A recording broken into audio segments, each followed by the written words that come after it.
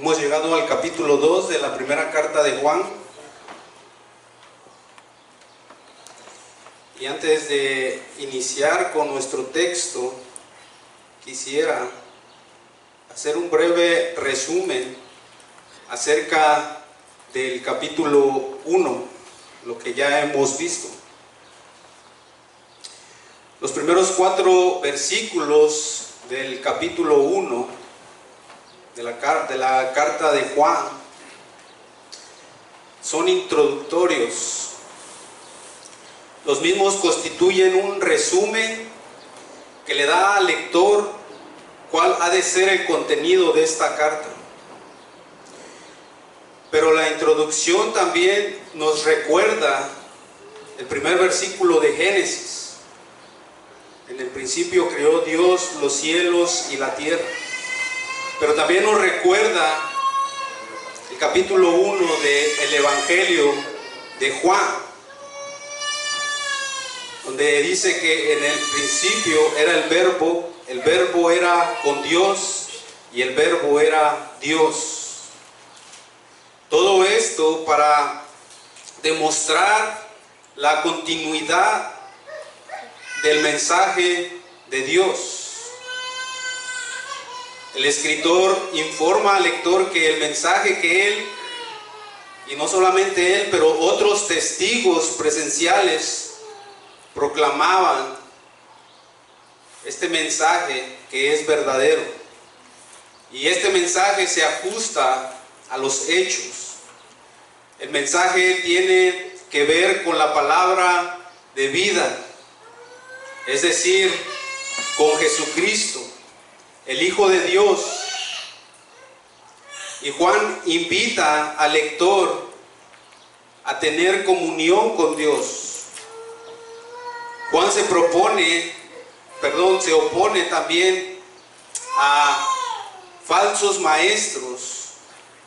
Pero antes de aludir a algunas de las falsas declaraciones que ellos hacían, él especifica el núcleo del mensaje de Dios al hombre.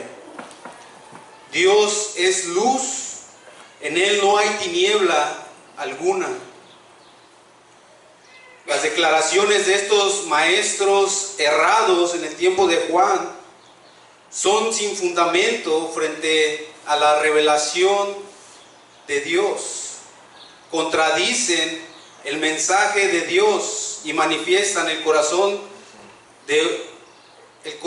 no arrepentido del pecador, que dicen no tener pecado.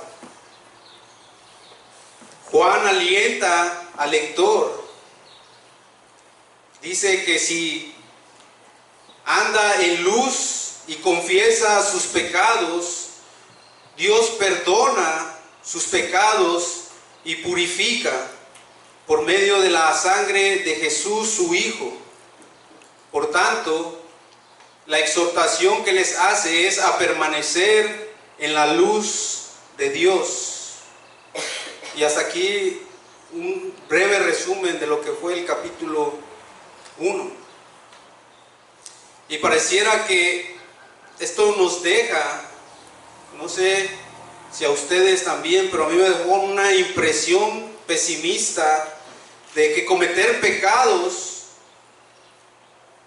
es de todo punto inevitable.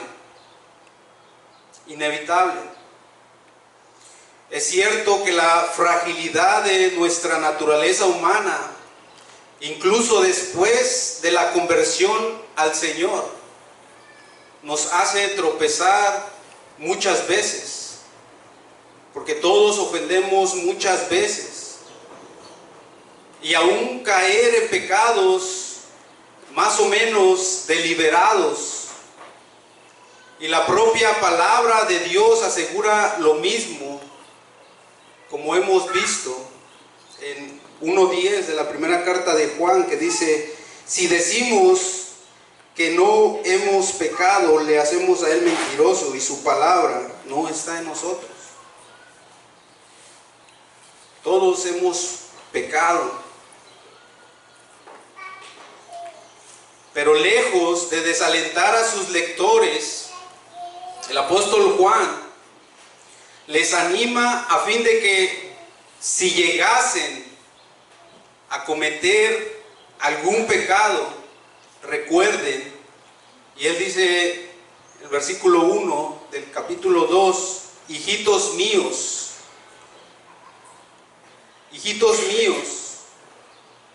estas cosas os escribo para que no pequéis. Y si alguno hubiere pecado, abogado tenemos para con el Padre, a Jesucristo, el justo. Hijitos míos, Juan se dirige a sus lectores con términos de afecto, como un padre espiritual, por así decirlo, que se dirige con ternura a sus hijos. Hijitos míos.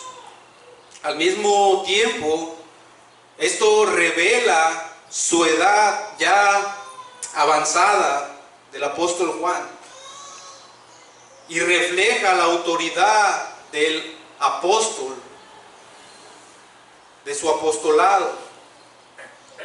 Este diminutivo, hijitos, da la idea de ser engendrado más que el de pertenecer legalmente a una familia. Esta expresión aparece con frecuencia en esta carta de Juan.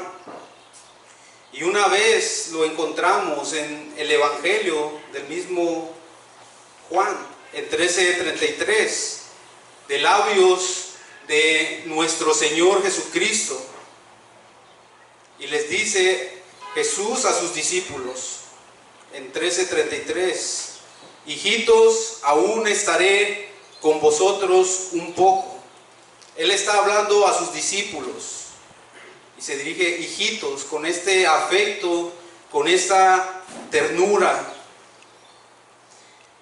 Pero también encontramos 7 veces este término, hijitos, este diminutivo, en la carta de Juan. 7 veces lo encontramos. Lo encontramos en en el capítulo 2, versículo 12, cuando él escribe, os escribo a vosotros, hijitos, porque vuestros pecados os han sido perdonados por su nombre. En 2:28, y ahora, hijitos, permaneced en él. En 3:7, hijitos, nadie os engañe. En 3:18, hijitos míos, no amemos de palabra ni de lengua, sino de hecho y en verdad. En 4:4, hijitos, vosotros sois de Dios y los habéis vencido. En 5:21, hijitos, guardaos de los ídolos. Amén. Y en este texto del día de hoy vemos también que lo usa, hijitos, para que no quepa duda de que Juan aborrece el pecado y tiene por seguro que, a pesar de nuestra innata fragilidad, cada pecado singular es evitable. Cada pecado que nosotros cometemos pudo haberse evitado. Pudimos haberlo evitado. Tenga en cuenta eso, que cada pecado que nosotros hemos cometido pudo haberse evitado. No por el poder de la carne, no en nuestras fuerzas, pero por la gracia, con la gracia de Dios. Y Juan comienza diciendo, hijitos míos, estas cosas os escribo para que no pequéis, para que no pequen. Esa no es la voluntad de Dios. ustedes solo han tenido las mismas tentaciones que todos los demás, pero fiel es Dios y no va a dejar que sean tentados más allá de lo que puedan soportar. Así que sepan que cuando sean tentados van a poder soportar, porque Dios les dará una salida. Todo pecado se puede evitar, porque Dios da la salida. ¿Se recuerdan a José en Génesis? Cuando él fue tentado a pecar con la esposa de Faraón. ¿Qué hubiera hecho uno de nosotros, varones, si se encontrara en una situación, o mujeres, en una situación como esa? Pudiéramos haber salido corriendo o diciendo, bueno, la carne pues, es carne, y permanecemos en esta naturaleza caída. ¿Y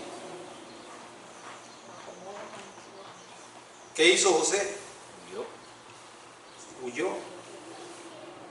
Huyó de la tentación. Todo pecado es evitable. Ahora, lo que Juan escribe es no solamente la suma y la sustancia de la doctrina anterior, sino el significado de todo el Evangelio entero. Y es que nos apartemos del pecado. Nos apartemos del pecado. La intención de Juan en su doctrina de la gracia no fue darle una licencia a los creyentes para pecar, como muchos lo ven. Bueno, estamos bajo la gracia. Si pecamos, pues Dios nos perdona. Dios es misericordioso. Cuando nosotros pensamos que merecemos la misericordia de Dios, no entendemos lo que es la misericordia de Dios.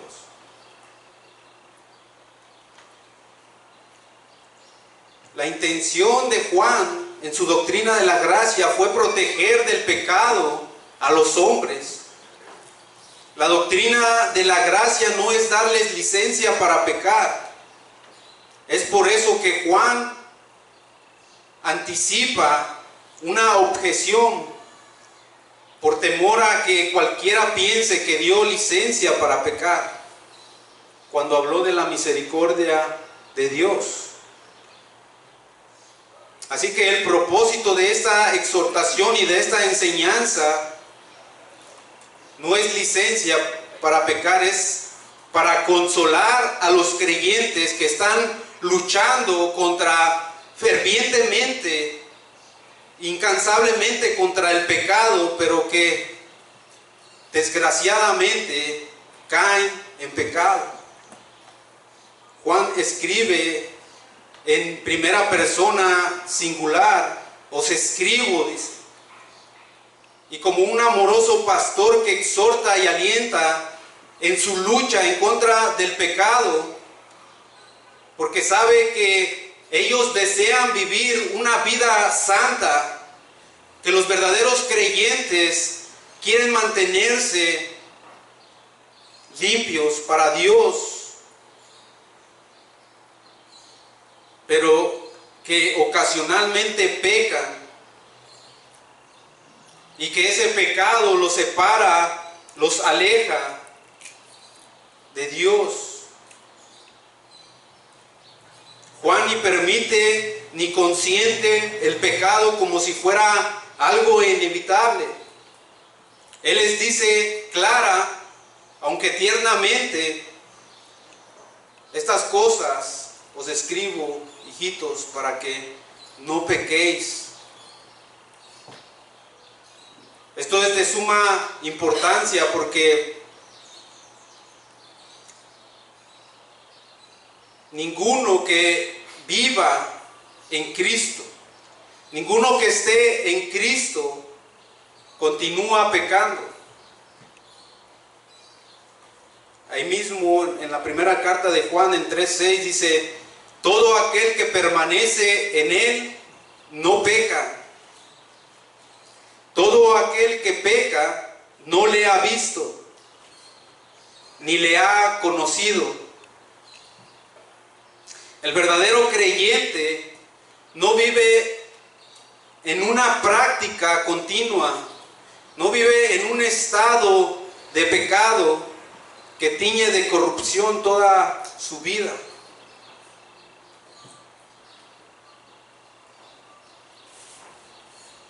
El pecado, hermano, lo hemos subestimado.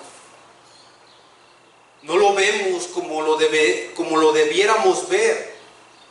No lo vemos como Dios lo ve. El pecado, el culpable de toda nuestra miseria. Nosotros no podemos percibir para nada la pecaminosidad extrema del pecado ante los ojos de un ser 3 veces santo y perfecto. Por un lado, es aquel ser eterno que notó necedad en sus ángeles y a cuyos ojos ni aun los cielos son tan limpios. Él es aquel que lee los pensamientos y las motivaciones, al igual que las acciones, y requiere Él la verdad en lo íntimo. Por causa del pecado, nosotros somos pobres criaturas ciegas. Hoy aquí y mañana no. Necios en pecado. Rodeados de pecadores, viviendo un ambiente constante de debilidad, enfermedad e imperfección. El pecado es abominable que Dios aborrece, porque Dios es muy limpio de ojos para ver el mal, ni aún puede ver el agravio, que la transgresión aún más pequeña, aquella que nosotros decimos una mentirita blanca, la más pequeña, a la ley de Dios nos hace culpables de todas. Que el alma que pecare morirá, y que la paga del pecado es muerte. Que Dios juzga los secretos de los hombres, que hay un gusano que nunca muere y un fuego que nunca se apaga, que los malos serán trasladados al infierno o irán estos al castigo eterno, y que no entrarán en el cielo ninguna cosa inmunda.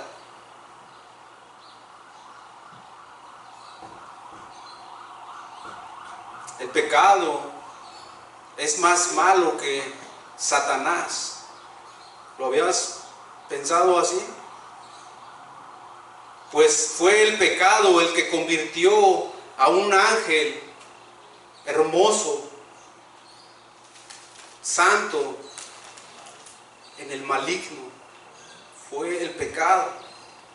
Fue el pecado el que hundió toda la creación para estar bajo maldición. Un solo pecado, una sola desobediencia, en un solo acto de desobediencia, el mundo quedó bajo maldición.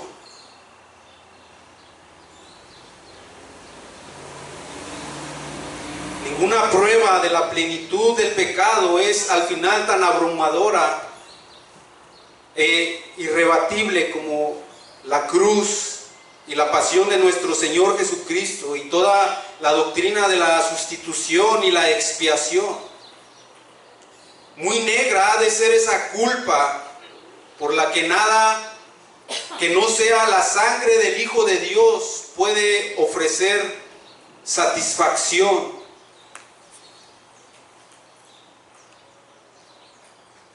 Pesado ha de ser el peso del pecado humano que hizo gemir a Jesús y lo hizo sudar gotas de sangre en la agonía en el Getsemaní y clamar: Dios mío, ¿por qué me has desamparado? En el Calvario.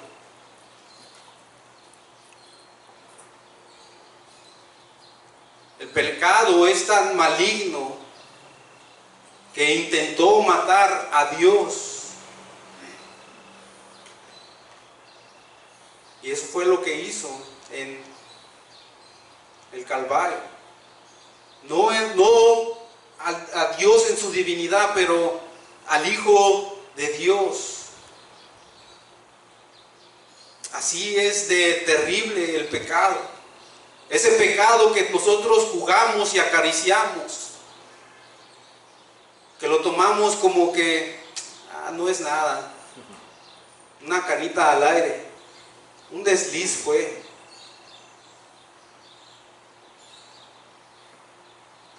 El apóstol, cuando quiso describir el pecado, no hay otra palabra para describirlo con el mismo pecado. Cuán pecaminoso es el pecado que nosotros subestimamos.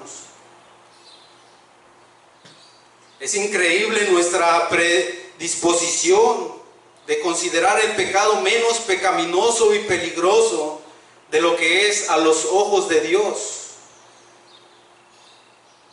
Y en lo pronto que pretendemos atenuarlo, excusarlo y minimizar su culpabilidad, decimos: es algo insignificante. Dios es misericordioso. Dios no es tan extremista.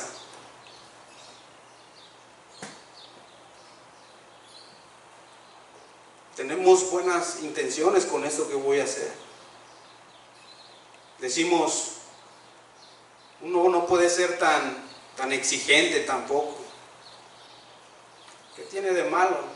Si todo el mundo lo hace, es algo normal. ¿A quién no le resulta familiar este tipo de justificaciones que hacemos? Estas afirmaciones demuestran que los hombres tratan de engañarse de que el pecado no es tan pecaminoso como dice Dios que lo es, y que ellos no son tan malos como realmente lo son. Tendemos a olvidar que la tentación de pecar raramente se nos va a presentar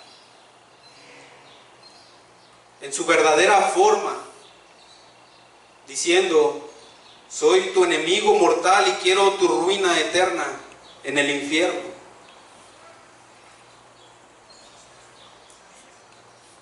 Así de terrible es el pecado, así de terrible lo concibe Dios y el apóstol, el cual les exhorta a los lectores: estas cosas os escribo para que no pequéis.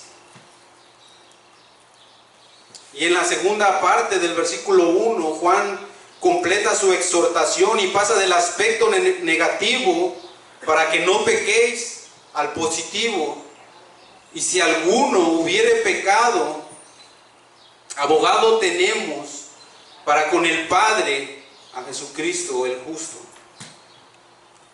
para la consolación de aquellos que luchan contra el pecado ardientemente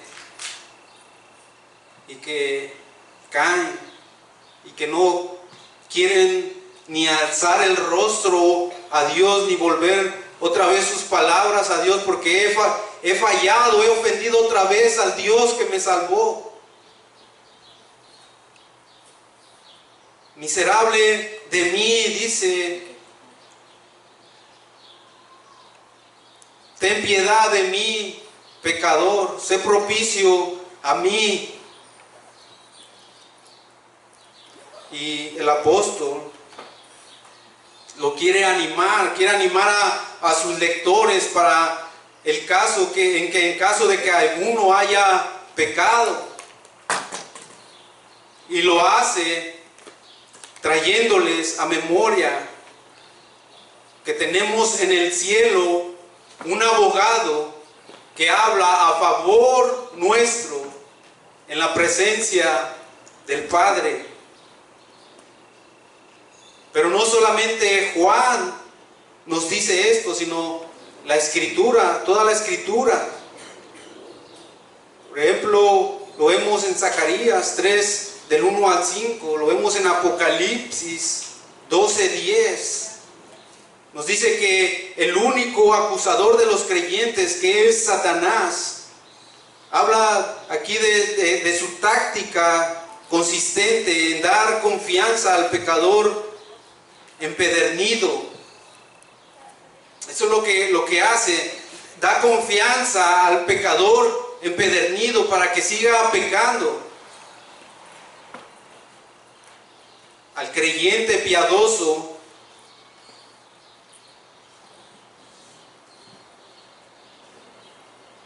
le da desconfianza.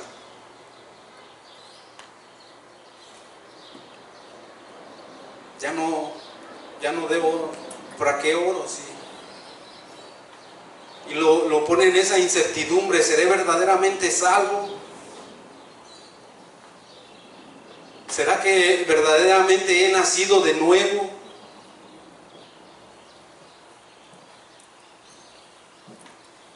Y Juan alienta al creyente sincero y piadoso. En primera de Juan 3:19 al 21 dice: y en esto conocemos que somos de la verdad, y aseguraremos nuestros corazones delante de Él. Pues si nuestro corazón nos reprende, mayor que nuestro corazón es Dios, y Él sabe todas las cosas. Amados, si nuestro corazón no nos reprende, confianza tenemos en Dios. Confianza tenemos en Dios, entendiendo que tenemos un abogado que habla al Padre por nosotros. Gloria a Dios, tenemos a alguien que habla ante el Padre en defensa nuestra. Juan nos dice que es Jesucristo, el justo. Tenemos un abogado, alguien que habla en defensa nuestra.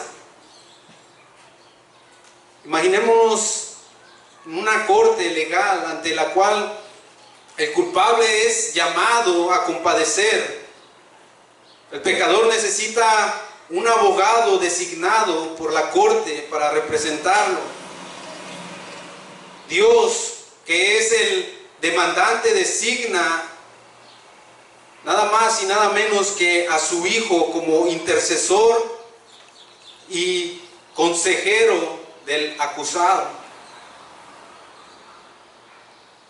Nuestro defensor es Jesucristo, a quien Juan describe como justo. Como pecadores, tenemos el mejor ayudador posible, porque este abogado es justo. Es decir, en su naturaleza humana, Jesús es nuestro hermano. Según Hebreos 2:11, conoce nuestras debilidades. Hebreos 4:15, nos salva en Hebreos 7:25 y es nuestro intercesor. Él es también el Mesías de Dios, el Cristo, el que ha cumplido las demandas de la ley en lugar nuestro y que ha recibido, por lo tanto, el título de el justo. Como abogado sin pecado, Él nos representa ante la corte celestial. y el acusador está ahí. Y nosotros somos declarados culpables porque hemos pecado. Entonces merecemos la sentencia, el castigo. Pero este abogado justo se para al frente y dice: yo voy por él. Yo soy por él. Ninguno otro puede hacer eso, porque ningún hombre puede llevar el pecado de otro, porque él mismo es pecador, no es justo. Para que alguien lleve el pecado de otro, tiene que ser alguien justo, que nunca haya pecado, y ese es Jesucristo.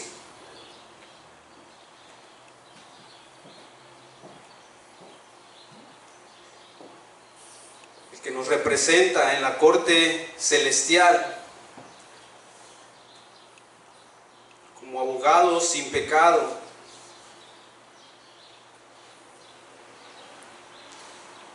En el original, en el griego, esta palabra abogado, dice que nosotros tenemos un paráclito junto al Padre, el paracletos. Y esta palabra aparece 5 veces en el Nuevo Testamento, y siempre de la pluma de Juan. En el Evangelio de Juan hace referencia al Espíritu Santo, el paracletos. Lo vemos en 14:16, en 14:26, 15:26, 16:7. Vamos a ver simplemente uno para muestra, basta un botón. 14:16 dice: y yo rogaré al Padre y os dará un paracletos, un consolador, para que esté con vosotros para siempre. En Romanos 8:9 nos habla acerca de el Espíritu que mora en nosotros, el Paracletos, que está en nosotros, no está a un lado de nosotros, está en nosotros. En 8:9 dice: mas vosotros no vivís según la carne, sino según el Espíritu, si es que el Espíritu de Dios mora en vosotros. Y si alguno no tiene el Espíritu de Cristo, no es de él. Versículo 11. Y si el Espíritu de aquel que levantó de los muertos a Jesús mora en vosotros, el que levantó de los muertos a Cristo Jesús vivificará también vuestros cuerpos mortales por su Espíritu que mora en vosotros. Versículo 16. El Espíritu mismo da testimonio a nuestro espíritu de que somos hijos de Dios. Versículo 26. Y de igual manera el Espíritu nos ayuda en nuestra debilidad, pues ¿qué hemos de pedir como conviene? No lo sabemos, pero el Espíritu mismo intercede por nosotros con gemidos indecibles. Versículo 27. Mas el que escudriña los corazones sabe cuál es la intención del Espíritu, porque conforme a la voluntad de Dios intercede por los santos. Entonces vemos que ahí hace referencia a este abogado, al Espíritu Santo. Pero aquí en la primera carta de Juan, en nuestro texto, se refiere a Jesucristo.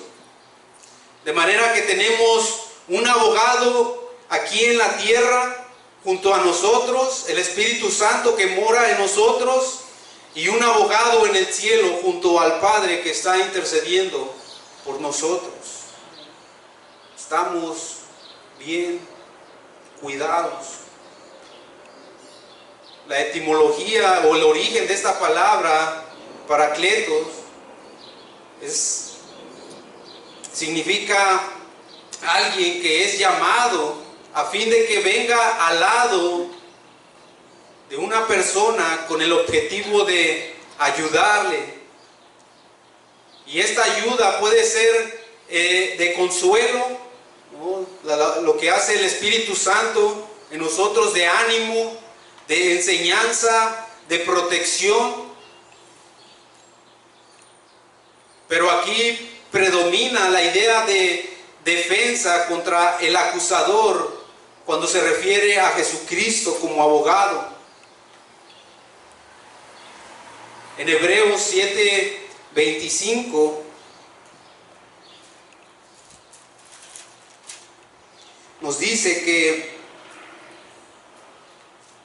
por lo cual puede también salvar perpetuamente a los que por él se acercan a Dios, viviendo siempre para interceder por ellos. Una intercesión continua.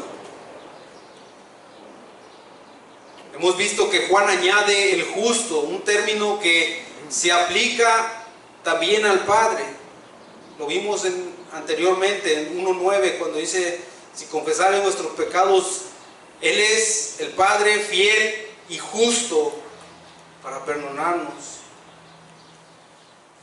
Y Juan lo añade a Jesús, Jesucristo el justo, por ser precisamente justo, sin pecado. Ahí mismo en Hebreos 7:26 dice que porque tal sumo sacerdote nos convenía, santo, inocente, sin mancha, apartado de los pecadores y hecho más sublime que los cielos.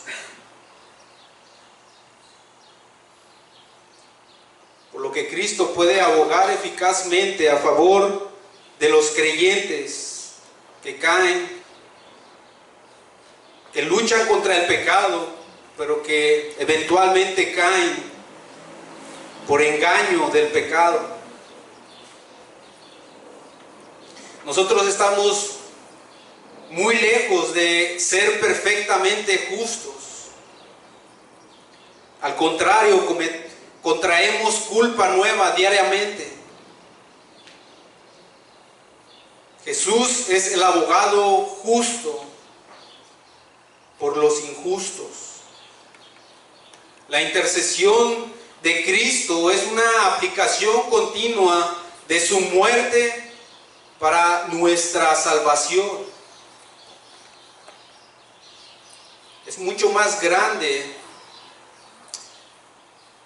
el oficio de sacerdote que Jesús hace en el cielo, intercediendo por nosotros, guardándonos todo el tiempo hasta presentarnos con Él, guardándonos todos los días de nuestra peregrinación para presentarnos delante de Él, sin mancha, sin arruga.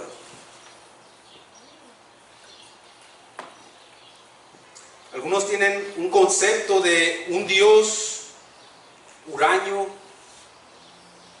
y aterrador a quien un Jesús amoroso consigue aplacar. Pero no es así.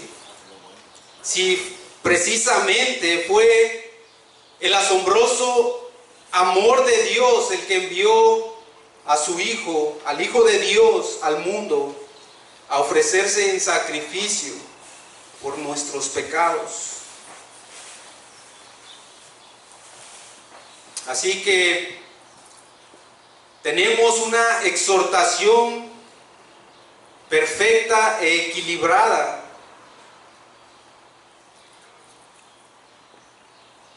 ya que al mismo tiempo que recibimos lo que sería la advertencia de no pecar, también recibimos el consuelo a no desconfiar, porque tenemos un abogado que intercede todo el tiempo que conoce nuestras debilidades, que nos está salvando todo el tiempo. En el versículo 2, Juan desarrolla aquí dos ideas. La idea de sacrificio, del sacrificio de Jesús y el alcance de su sacrificio. Consideremos primero, en primer lugar, el sacrificio de Jesús. Dice el versículo 2. Y Él es la propiciación por nuestros pecados, y no solamente por los nuestros, sino también por los de todo el mundo. De todo el mundo. Juan desarrolla dos ideas en este versículo. La idea del sacrificio de Jesús y el alcance de su sacrificio. La idea y el alcance de su sacrificio. Jesucristo, dice el texto, es la propiciación por nuestros pecados. Jesucristo es la propiciación. Y noten que no dice el propiciador, no. Él es en persona, no un propiciador, sino la propiciación.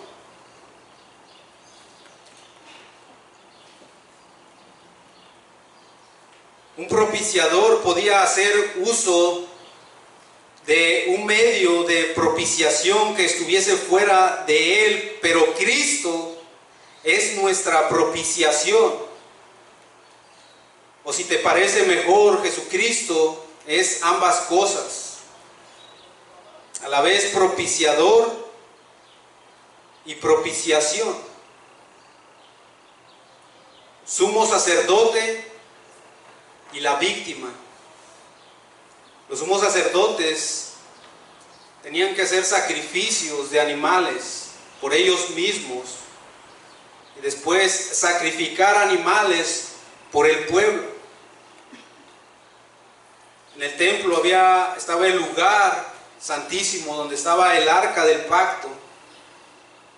La arca del pacto tenía una tapa o lo que cubría el arca, donde dentro del arca estaba la ley de Dios, las tablas de la ley que habían sido quebrantadas. Y en ese lo que se llamaba el propiciatorio, la tapa, era donde se echaba sangre de esos sacrificios con la idea de propiciar, de apaciguar la ira de el Dios Santo, satisfacer la ira de Dios. Los animales que los sacerdotes sacrificaban y que el pueblo traía a sacrificar no podían satisfacer, pero el Cordero de Dios, por su propia sangre, se dio a sí mismo, y su sangre apaciguó la ira de Dios. Su sangre expió nuestro pecado, y al llevar nuestro pecado en su carne, llevar la ira de Dios sobre él, apaciguó esa ira. Y por medio de su sangre, aquellos que vienen en fe y en arrepentimiento son perdonados, son reconciliados con Dios, del cual la ira ya no está sobre ellos, y son guardados por el poder de Dios, porque Jesucristo vive intercediendo por ellos. Eso es lo que el término propiciación da a entender. Un apaciguamiento de la ira de Dios, llevando llevado a cabo por el amor de Dios mediante el don de Dios. Todo es por iniciativa de Dios. El hombre no tiene nada que ver. Es Dios tomando la iniciativa en un puro, absoluto e inmerecido amor. La propiciación lleva a cabo la reconciliación del amor con la justicia en el seno mismo de Dios. Y como consecuencia, la reconciliación del hombre con Dios por la fe viene solamente a través de Él. Y cuando nosotros consideramos otro pasaje paralelo a este, vemos que Juan mismo utiliza la misma redacción, pero el contexto aquí enfatiza ese amor. En la misma carta de Juan en 4:10, en esto consiste el amor de Dios, no en que nosotros hayamos amado a Dios, ¿sí ven? No fue por iniciativa de Dios, sino en que Él nos amó a nosotros. ¿De qué manera? Enviando a su Hijo en propiciación, como la víctima del sacrificio sustitutivo que apaciguaría la ira de Dios por nuestros pecados.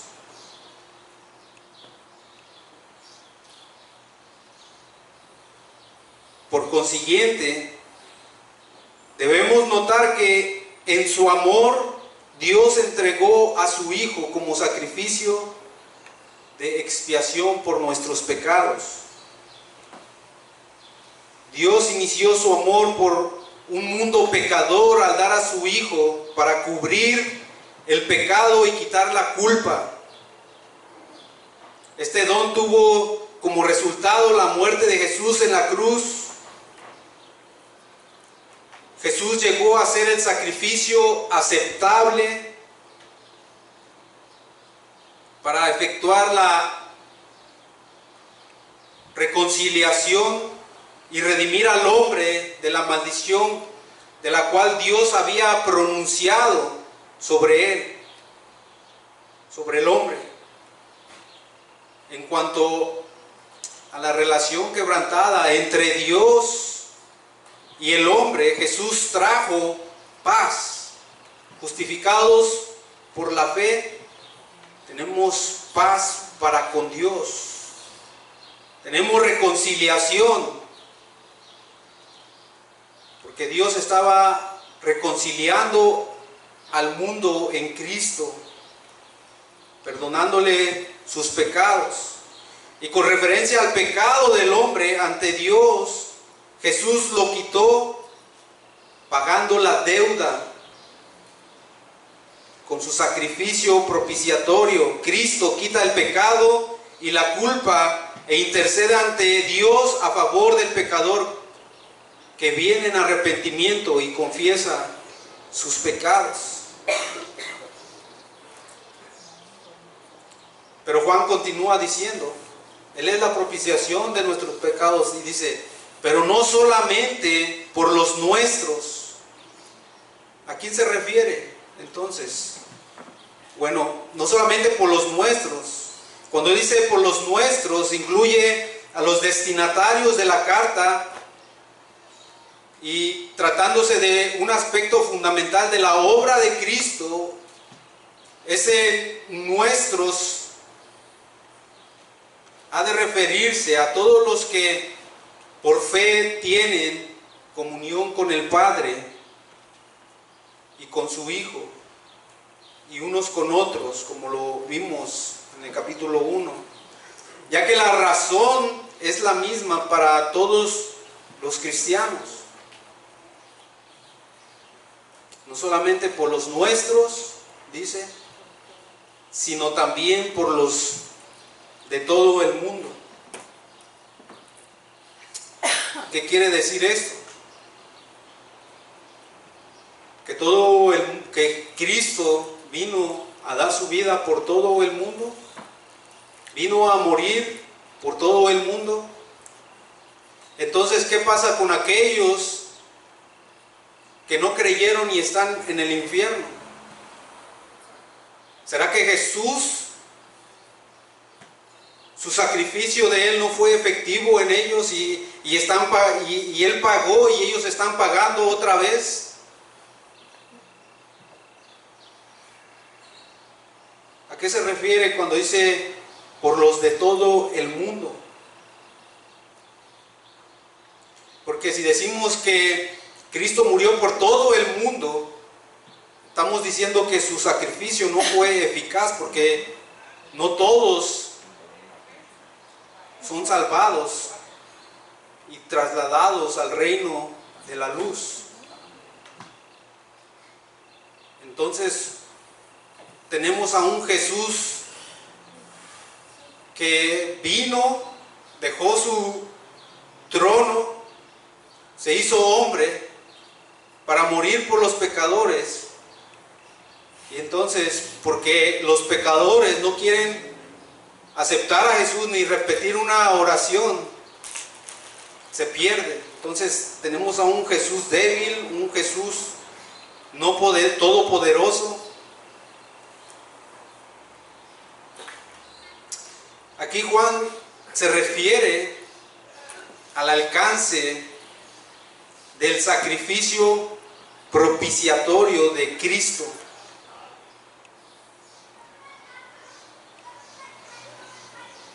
Al alcance.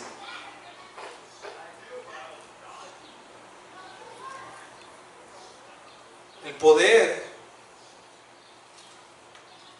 el alcance pudiera ser para todo el mundo. Pero dice la Escritura, no es de todos la fe.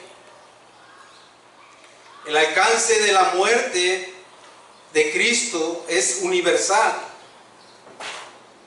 pero que su propósito, el propósito por el cual Cristo vino a dar su vida, abarca a los creyentes, lo que se conoce como expiación limitada.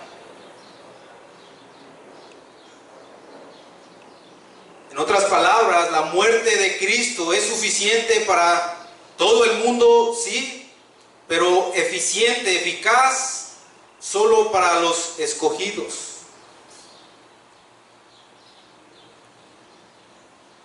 Vamos a ver algunos versículos de la Escritura que avalen esto. En la carta, en el Evangelio de Juan, en el capítulo 1, en el versículo 29, cuando Juan el Bautista habla del Cordero de Dios que quita el pecado, ¿qué dice? Del mundo. Entonces, ¿cómo reconciliamos eso ahí?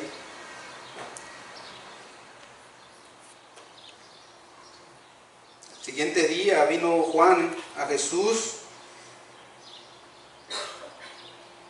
Vio Juan a Jesús que venía a él y dijo: he aquí el Cordero de Dios que quita el pecado del mundo. Entonces, ¿quita el pecado de todo el mundo o no lo quita? Vamos a otro texto conocido, ahí mismo en el Evangelio de Juan 3:16, todos lo conocemos, amén, de memoria, pero ¿lo entendemos? Muchas veces no.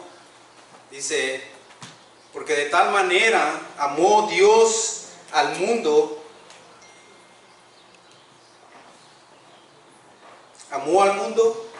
amén, que ha dado a su Hijo unigénito. Recordemos el texto anterior: Cordero de Dios que quita el pecado del mundo. De tal manera amó Dios al mundo que ha dado a su Hijo unigénito. Aquí viene la otra parte: para que todo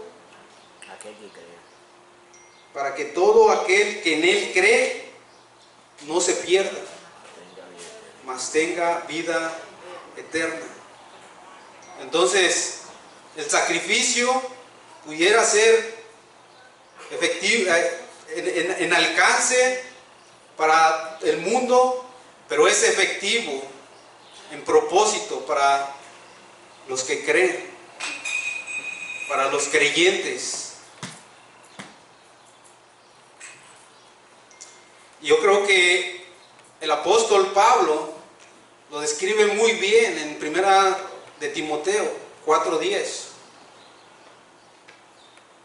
Y eso nos da más luz. Dice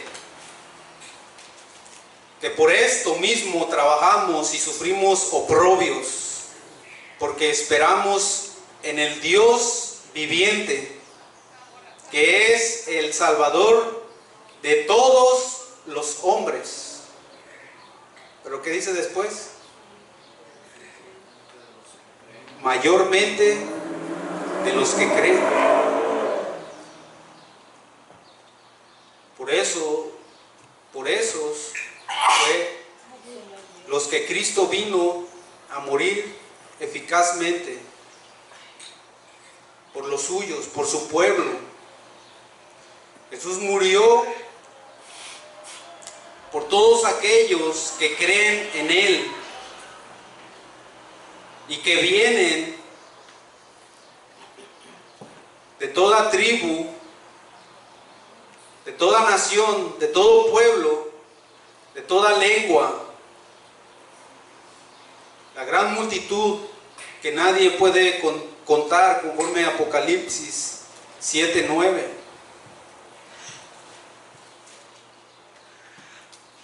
Por lo tanto, es un hecho relativamente evidente que la gracia de Cristo es la única salvación verdadera del mundo. Y aquí es donde surgen las preguntas, donde dicen: ¿seré yo escogido? ¿Será que Cristo vino a morir por mí?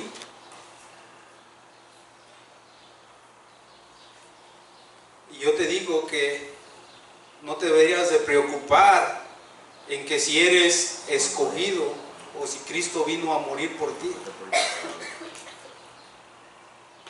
Arrepiéntete de tus pecados, entrega tu vida en fe a Cristo, vive para Él, deleítate en Él, gloríate en Él, abraza su palabra, ámalo con todo tu corazón, mente, alma y fuerzas.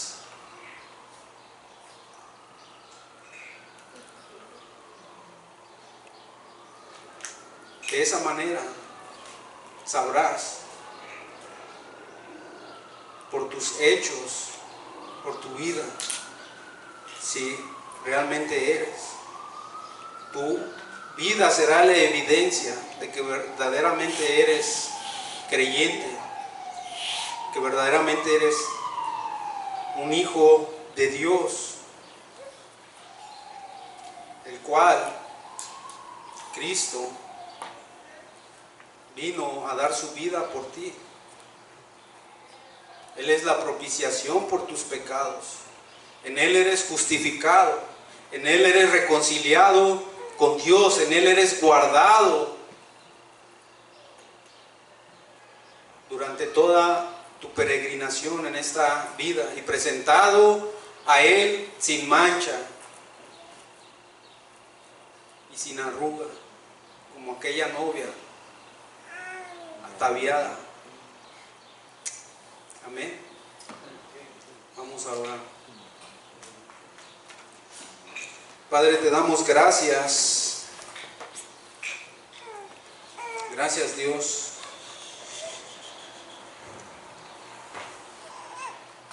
por tu palabra, Señor.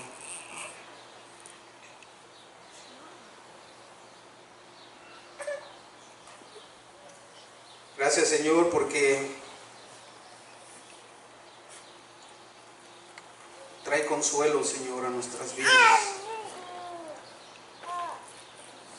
Señor, entendemos que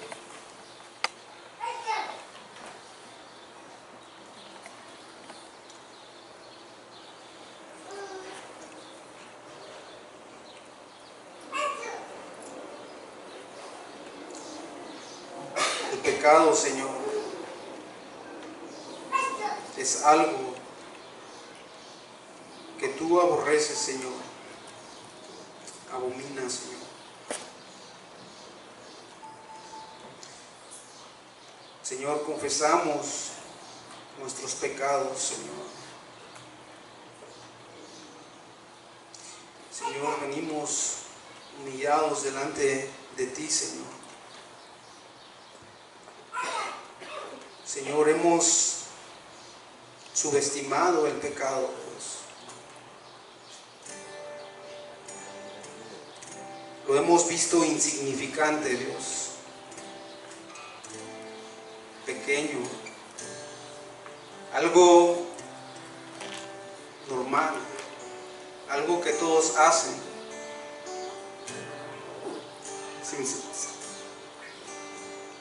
Sin embargo, el más pequeño de los pecados, como es la desobediencia, Señor, a tu palabra, nos lleva a una condenación y muerte eterna, Señor. Señor, ayúdanos a mirar el pecado, Señor, tal cual es, tal cual tú lo miras, Señor.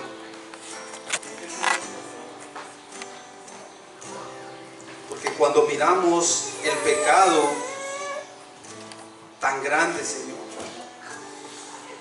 como es, vemos, Señor, cuán grande sacrificio, glorioso, poderoso, majestuoso hiciste, Señor, en la cruz. Porque venciste el pecado, Señor. Triunfaste sobre él. Venciste la muerte. Venciste al enemigo, el acusador de nuestras almas. Y nos has dado confianza, Señor. Certeza, Señor, de nuestro caminar, nuestra seguridad, Señor, que está solamente en permanecer en ti, Dios. Gracias, Señor, por Jesucristo, nuestro Señor, que intercede por nosotros. Gracias, Señor, por el sacrificio perfecto y único. Gracias por su vida, por la obra redentora, Señor. Gracias por el plan de redención, Señor, concebido antes de la fundación del mundo. Gracias, Señor, porque hoy es el día de la salvación para muchos, Señor, que escuchan tu evangelio y creen y se arrepienten. Gracias, Señor, por cada bendición, Señor, con la cual nos has bendecido, Dios, sin merecerlo, Señor, sin merecerlos, por tu puro amor, Dios. Gracias, Dios. Estamos, Señor, agradecidos, Señor, contigo. Gracias, Padre, en Cristo Jesús. Amén. Amén.